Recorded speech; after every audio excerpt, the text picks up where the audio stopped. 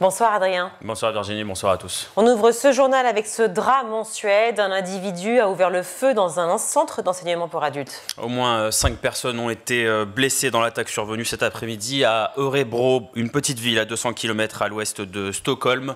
L'auteur présumé des tirs figure parmi les blessés selon la police suédoise. Des forces de l'ordre qui n'excluent pas la possibilité d'autres suspects. Aucun blessé n'est à déplorer de leur côté.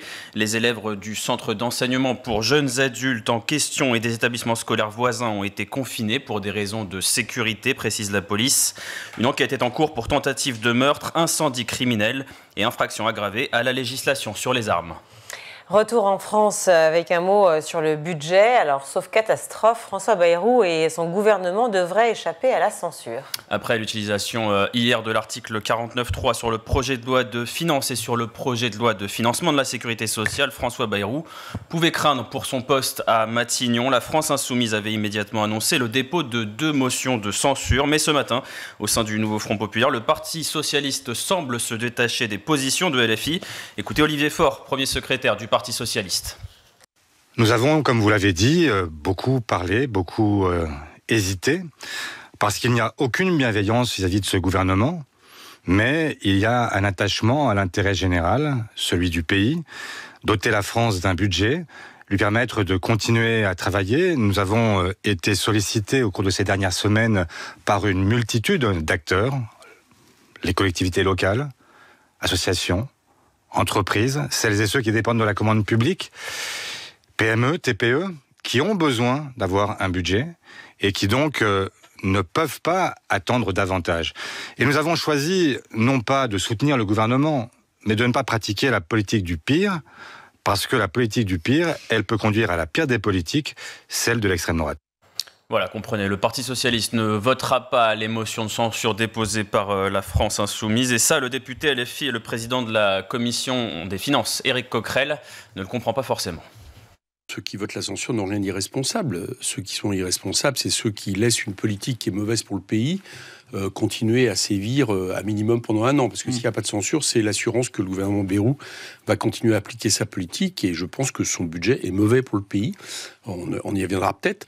Et je ne sais pas si le terme traître, j'ai bien compris que c'est ce qui circule. Oui, d'accord, mais de fait, quand quelqu'un ne tient pas ses engagements devant les électeurs, il trahit ses engagements. Bon, je vous rappelle qu'on a été élu sur un programme, ça paraît peut-être anodin, mais pour nous, c'est ça qui est important dans une élection.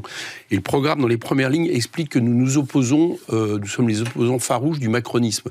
Donc, c'est pas pour permettre finalement qu'il y ait un budget totalement macroniste, de politique d'offre et de compétitivité, on en pense qu'on veut, mais c'est cela, continue à se perpétuer. Donc, les socialistes, en ne votant pas la censure, qui est la seule manière de s'opposer au budget dans le cadre d'un 49.3, de facto, ils sont plus dans l'opposition. Ils ont trahi le nouveau. Ils sont plus dans l'opposition, ils sont dans un soutien sans participation au gouvernement, et donc c'est une forme de trahison vis-à-vis de l'NFP.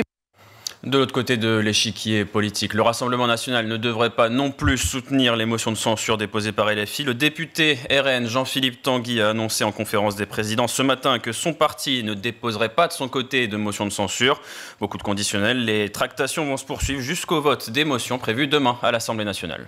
À Montpellier, 3 jours après l'agression de la principale d'un collège, les parents d'élèves et enseignants se sont rassemblés devant l'établissement ce lundi pour réclamer plus de moyens. Des réclamations et aussi un cri d'alerte, un sentiment d'abandon. Pour rappel, une collégienne de 14 ans avait porté un coup de poing à la principale du collège Marcel Pagnol à Montpellier. La raison, une histoire de paquet de cigarettes dans son sac à main. Un geste incompréhensible pour ce professeur de mathématiques du collège qui dénonce une violence en constante augmentation. On vit dans un quartier où il y a de plus en plus de difficultés sociales, mais également de violence, des points de deal qui s'installent un petit peu partout. J'ai entendu une mère d'élèves l'année dernière témoigner d'une arme à feu qui se déplaçait dans le quartier. Voilà. Et donc nos jeunes sont au contact de la violence au quotidien et dès le matin, ils rentrent dans notre établissement avec toute cette violence dont ils sont victimes aussi. Des professeurs dépassés, des parents aussi désemparés par cette situation. Dricia est une mère d'un élève de 3e. Elle constate chaque jour une situation qui empire aux abords de l'établissement. À 16h, il y a beaucoup de bagarres, il y a des balles perdues à proximité, il y a les travaux, donc on nous dit il n'y a pas de trottoir pour ces enfants, donc ils se poussent entre eux. Vous voyez, vous entendez la voie rapide, donc Vous dites, mais comment ils font pour traverser? Ils courent. Je vais être en retard, je vais prendre le bus. Ils courent, ils traversent cette voie rapide. Le nombre d'accidents qu'il y a eu.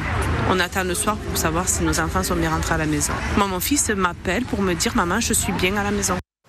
Parmi les réclamations faites au rectorat, un nombre plus important d'heures pour évoquer ces situations difficiles, des moyens pour mettre en place des filières attractives, le remplacement effectif des personnels manquants et aussi l'inscription au collège du classement en zone REP+.